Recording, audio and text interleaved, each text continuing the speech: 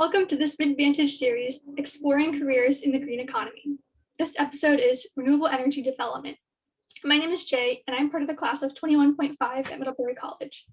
I'm excited to introduce today's guest speaker, Paul Hildebrand. Paul is a 2012 mid-grad and now works as Senior Associate Project Finance at Cypress Creek Renewables. Welcome, and thank you for joining us, Paul. Thanks, Jay. It's good to be here. All right, and this series explores a number of different professional areas involved in the green economy. So Paul, if you could please tell us about Zykras Creek Renewables and how it fits within a green economy. Sure.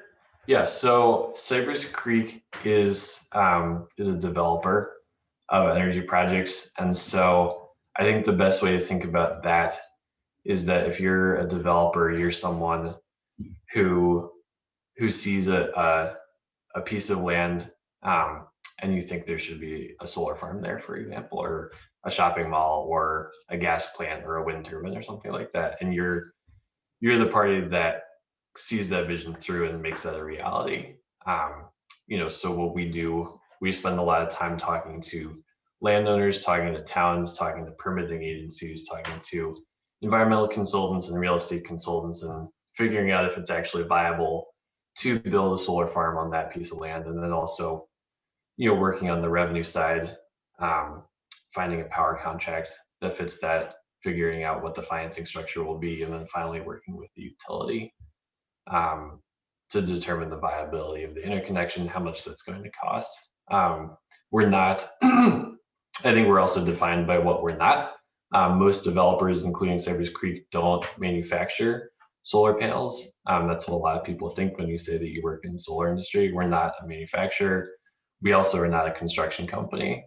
We have construction partners who will do the actual work of building the site. But we're really the ones seeing the whole process through. We're putting our own money and time at risk in an effort to turn a piece of land into a solar farm. And then a lot of times we're also the long-term owner of that asset.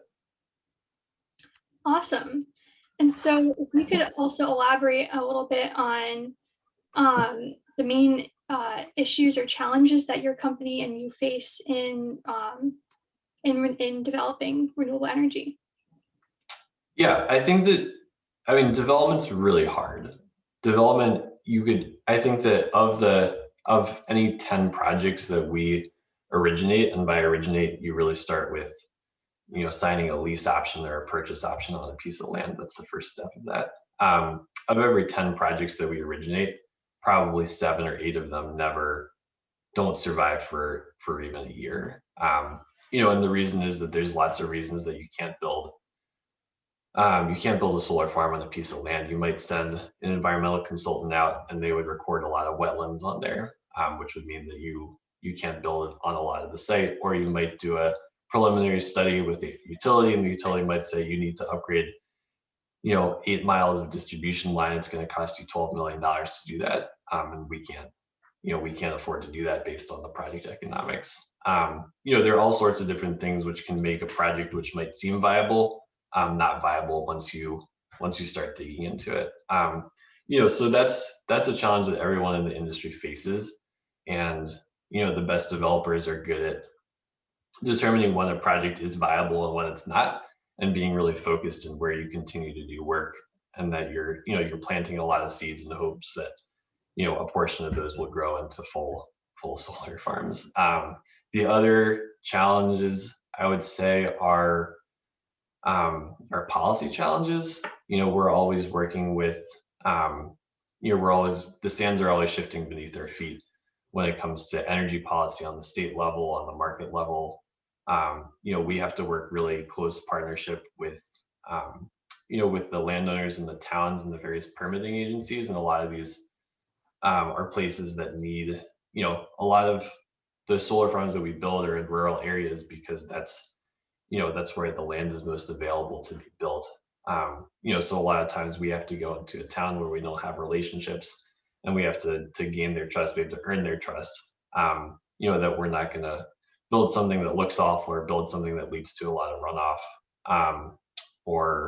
So there's a lot of partnership there from, earning the trust of the town. And then, at a higher level, we have there are rules around the grid, there are rules around things like community solar that are set that we have to be in compliance with. So there's, it requires a lot of attention to where things are currently and where they're going. And kind of, there are a lot of things outside of our control that dictate how we develop and how we make money from that. Awesome. And so you've touched on a couple different organizations that Cypress Creek Renewables engages with, including like consultants and like policymakers. And I'm wondering if you could elaborate on the different organizations it engages with, such as the users, the beneficiaries, suppliers, any collaborators. Mm-hmm. Yeah, so I have a slide. I think it's helpful as a way to kind of conceptualize the entire universe. So allow me to share my screen here. So to avoid getting into this too much, I'll send you a PDF of this. We can post it with the recording. But where we, to talk you through the development cycle a little bit and talk you through kind of where we sit as a developer and everyone else we rely on. The development of a project takes anywhere from 1 to 5 years. It depends on the state it's in, how large of a project it is. You might have to enter a long-term, what's called a cluster study with the utility to evaluate your interconnection. There are various other things that can take time on development. And then the construction is fairly quick. That takes somewhere between 6 and 18 months for most utility scale solar. And then 40 years is typically accepted as the useful life of a solar asset for how long that can perform. That can be extended if you retrofit new modules later on or something like that.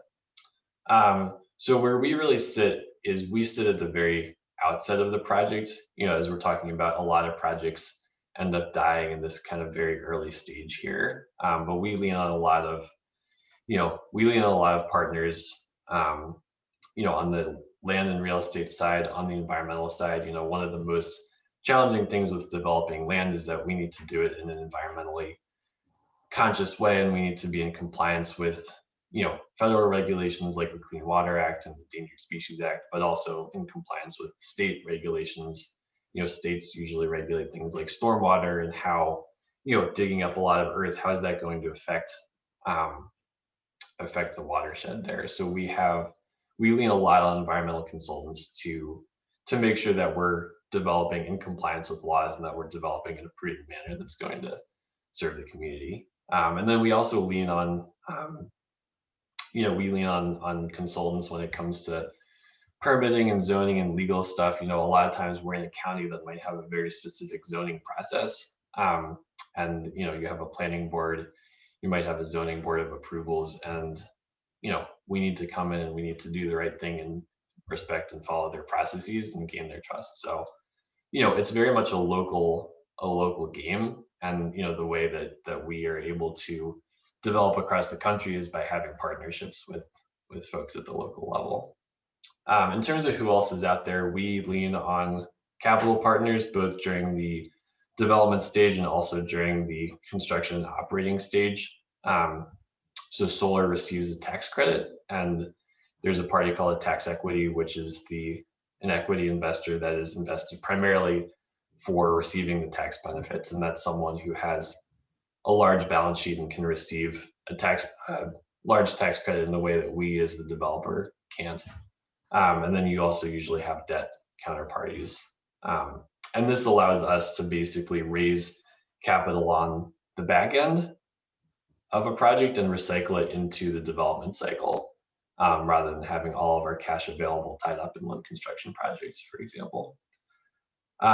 You also have EPC, which stands for engineering, procurement, and construction. And those are really the people who are going to be on the site building the system, but that party is usually the one who's doing the final engineering as well. So we'll work in collaboration with them to optimize the design and make sure that we're building the system that's going to create the most electricity and create the most value.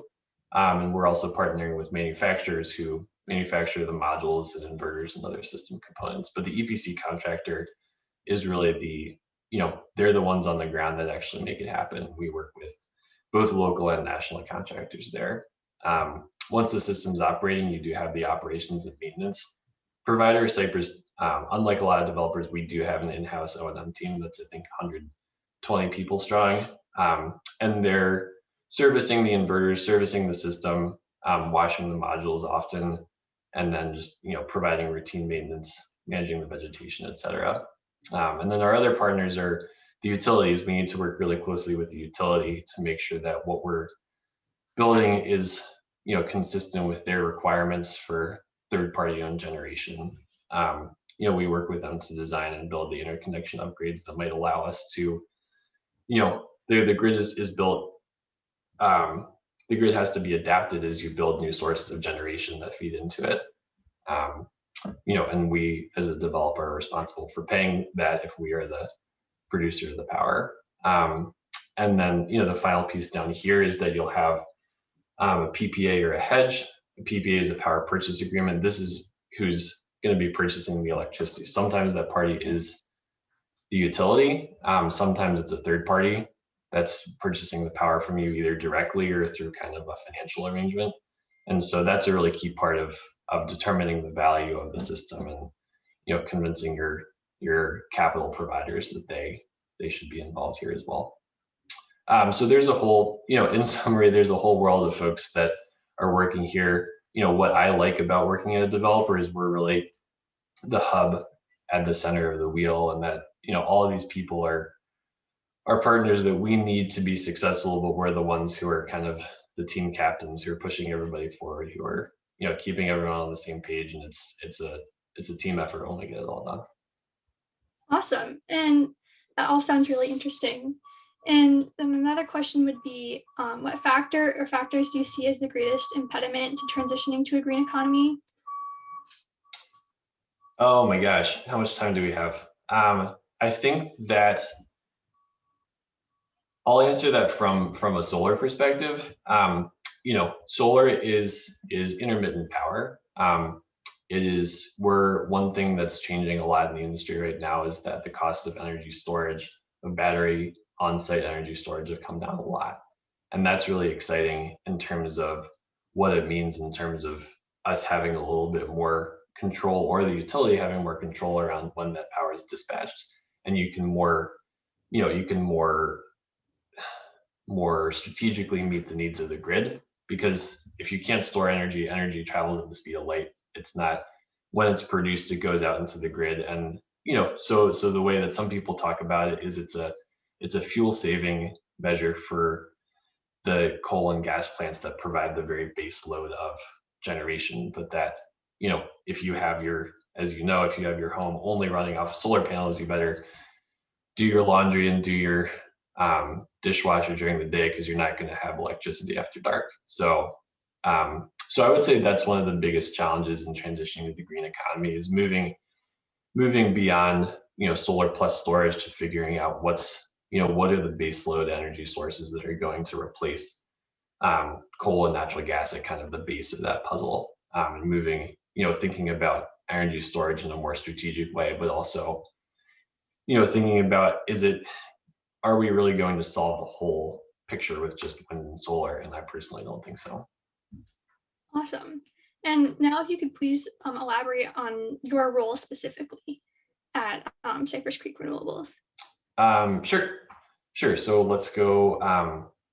So project finance really is, as the project gets more and more mature, at some point we will need to go raise that tax equity and debt capital that I talked about. And so our role is really working in close coordination with the development team to bring the projects out to the market and to find the right investor, find the right lender for the project. And so, during that process, it's a lot more, there's a lot of financial modeling that happens, but a lot of it is more coordination of the team. There's a lot of questions that these folks have about our projects. There's a lot of strategy that needs to happen in terms of how the deal is structured. When we go and finance a project, it's its own standalone tax equity fund.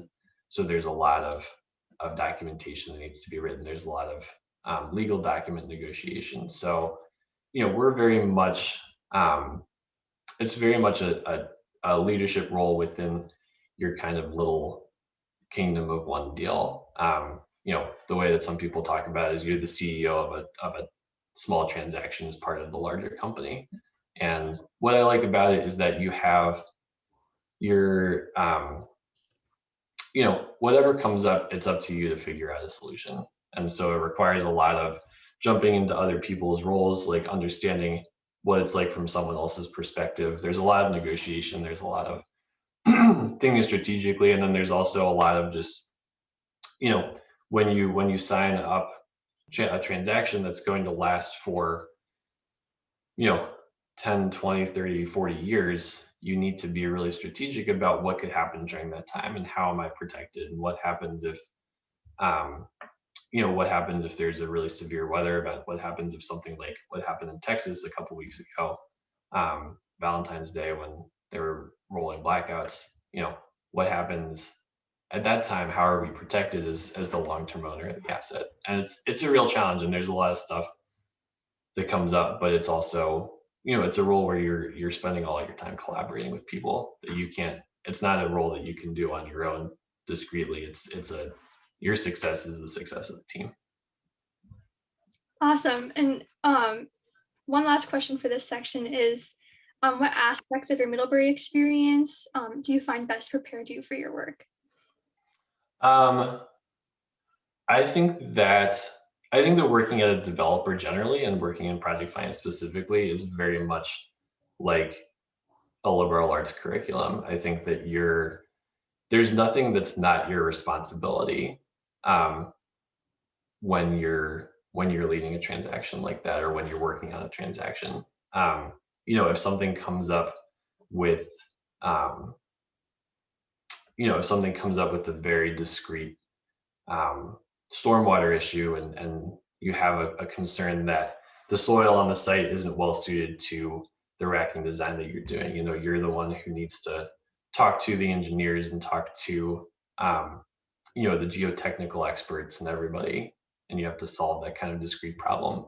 Or if you have, maybe you're working in an area where you have certain seasonal restrictions, and you have to understand what's the cost of, if you extend your build schedule into the winter, when the ground might freeze, how do you mitigate that? So you're constantly needing to pull from different areas, and you're constantly needing to learn something and understand it and master it and deploy it on the same exact day. So I think that having that, not being somebody who, it's the opposite of a job where you kind of stay in your lane all day. You're always jumping around. And I think that Middlebury, certainly with its environmental focus, has had an outsized impact.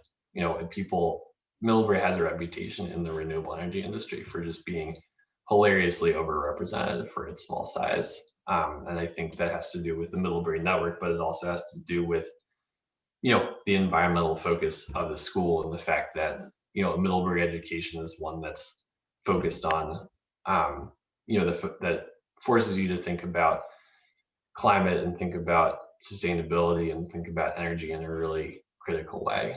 And I think that's inspired a lot of people. Awesome, thank you. That's very interesting. And thank you for sharing these insights. I'm curious about your own experience from campus to career. So at Middlebury, you majored in environmental studies and economics. Can you please tell us the rest of your story? Sure. So after I graduated, I went to India for a year on a social enterprise fellowship. But during that same time, I had been starting to build a network in renewable energy. So I was still trying to figure out what I wanted to do. I got my first opportunity through Tracy Himmel Isham at the career office. She introduced me to a fab named Chris Cadwell, who had a very small solar company he had founded with a friend of his from Middlebury, and they hired me for, I think, 10 weeks to help them with some sales to reach out to businesses in the New York area around putting rooftop solar on. And that turned into a full-time job with a close friend of Chris's, who they shared an office with, at a company called EcoG. I worked there for 18 months, had an opportunity to move to a slightly larger company, stayed there for 2 years, and then moved in 2017 to my current role at Cypress Creek, which was also a Middlebury connection that brought me there. So I think, when I think about where, um, when I think about that journey, I think about just the value. It's kind of like solar development. It's like the number of people who I spoke with that didn't lead anywhere was many times the number of conversations I had that were really um, that ended up leading to something big in my career. But I think, I think when you have conviction about what you want to do and you're open to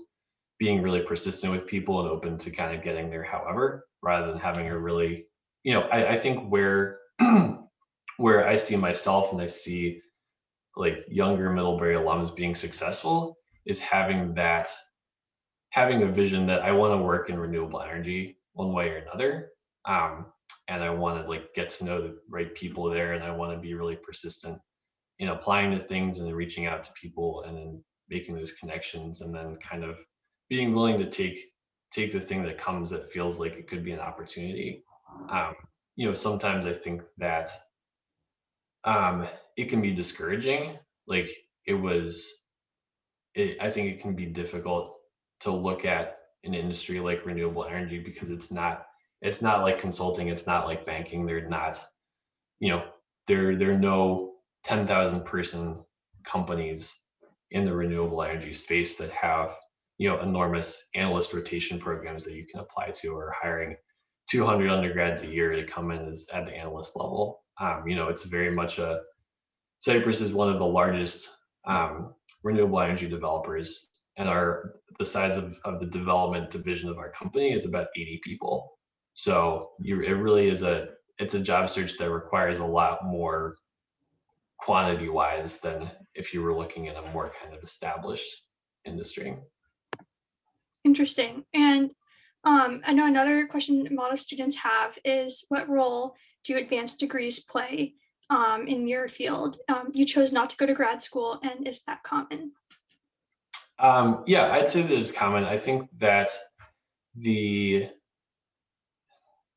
thinking about students who are currently in undergrad, when I look at other people within the Cypress organization on the development side, not a lot of them have an engineering background necessarily. A lot of the folks with an engineering background go and work at independent engineers, advising us in a consulting capacity, or advising our capital partners in a consulting capacity, or they work for an EPC shop. But on the developer side, you see a fair number of people with MBAs. That's helpful, but that's also not a degree that you would get until 2, 3, 4 years out of undergrad. So I think, I think that grad school, I think that an MBA can be really helpful for people. I think for folks who are in undergrad right now, I think it's easy to get too far ahead of yourself and think, oh, I can't get to where I want to get without an MBA. I think that you can get where you want to get right after college if you're flexible about that, and if you're also willing to try to think a little bit longer term. I think, yeah, the other piece of that I think is just that you have a lot of the people who are really have been really successful in renewable energy, I think, have had opportunities that they've multiplied within the sector and gotten to a point where, your pace of learning in a job like this can be so rapid because the industry is changing so quickly, because development's so complicated, that I think, having the specialized knowledge of 5 or 10 years doing energy development can be really valuable in a way that someone who started out doing something else and came and did an MBA or a master's in environmental management or something like that, might not have the same understanding of what exactly it takes to develop projects. So, it's a balance. I really respect the MBA. My wife is doing her MBA right now, so I can't say anything else. But I think it's a really valuable degree. But for folks who are at college right now, there's no substitute for diving in and finding a way to get your hands dirty. That's all very interesting. Thank you for that. So given your experiences and what you know now, what advice can you give to current students on how best to prepare themselves for entry points into this career field?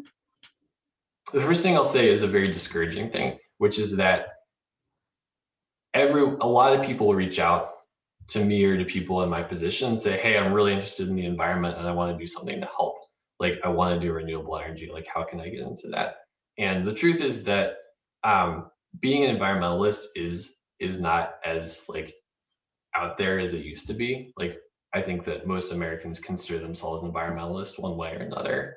People think about it in very different ways. But this is an industry that's very much an established industry. It's very much, there are people in the industry for various different reasons. To backtrack a little bit, one thing that I think I didn't understand, being in the shoes of a job seeker coming right out of college, was that I thought that the absence of finance skills or the absence of an internship on my resume was a huge liability to me, and that I really had to defend my quantitative skills. I had to defend, a couple of discrete courses that I took at Middlebury that I enjoyed as my qualification for a job. But when companies like Cypress Creek or any developer are hiring undergrads, they're really focused on people who they're focused on two things. Like, is this someone who's shown a real interest in the industry? They're not just kicking the tires and saying, I'm interested in the environment.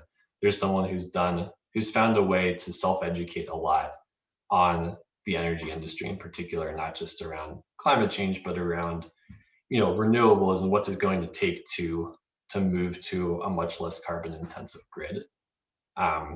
And, people who've done a thesis or who have done independent projects or something like that around renewable energy in their undergrad.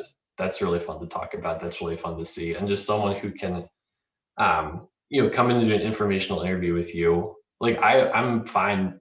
I'm happy to tell people about my job. I'm happy to tell people kind of how this industry is structured. I'm happy to help people determine if this is something that they might be interested in pursuing. But that's a very different conversation than coming into a 30-minute chat with a Middlebury student who has spent a lot of their own time self-educating and is ready to talk to me about their specific interest in working at a energy storage developer focused on, urban applications, and can justify why they think that's their thesis for where the grid is going, or who can, talk about articles they read or podcasts they listened to or things like that. That's the way that I think you stand out. And that person might have, they might be a history major. They might have not done an internship that would be relevant. But, I think having not just an interest, but like a demonstrated self-created knowledge or an academic pursuit of energy is just it's so inspiring for me to see, because from that perspective, you're like, here's someone who really wants this, and who, if you put yourself out there to help connect them with a couple people who might be hiring entry level folks, like there's someone who's going to make, someone who's going to make you and make Middlebury look good, and not someone who might apply to a job, have an interview, and say, I'm not really into this. And that's fine. Like you should be able to do both things at once. You should be able to kick the tires. You should be able to explore and learn about industries. But I think once you've gotten to a point where you're ready to pick your direction, like moving far in that direction rather is something that's really key. The other thing I think is key is just to, like, build your network but maintain it. When you talk to someone in fall of your senior year and learn from them, you should check in with them 3 months later and you should say, hey, can we hop on the phone again? Or, hey, I'm looking for a connection at X company. Is there anybody you know? Or like, things like that, and just remind people that you exist. That's such a key thing, because then when someone in my position sees an entry level job post like pop up on their LinkedIn, then they remember you in particular because you're the one who's reached out 2 or 3 times. Awesome. Thank you for helping us and helping students prepare for their career destinations. Yeah, of course. Thanks for inviting me. All right, this concludes this episode within the series Exploring Careers in the Green Economy. I want to encourage viewers to tune in to get career perspectives and advice from other professionals in a broad variety of organizations in our other episodes this series. I also want to encourage you to tune in to the other MIDDVantage series, which can be accessed through the Events and Programs tab on the CCI website. Thank you again for watching.